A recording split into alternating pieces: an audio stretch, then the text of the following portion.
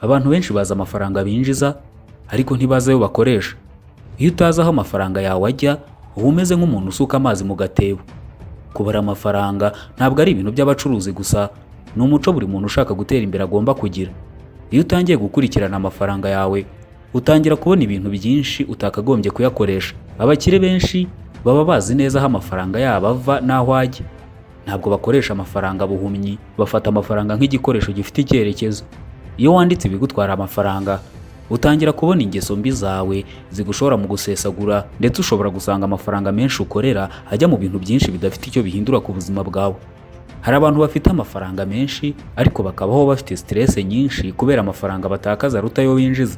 Niyo mpamvu hari abakire ku mpapuro ariko bafite ibibazo byinshi bya mikoro. Iyo ugize discipline ku mafaranga, utangira gukoresha amafaranga ku bintu bifite icyo byubaka aho kuyasesagura ku bintu bitanga ibyishimo by'igihe gito.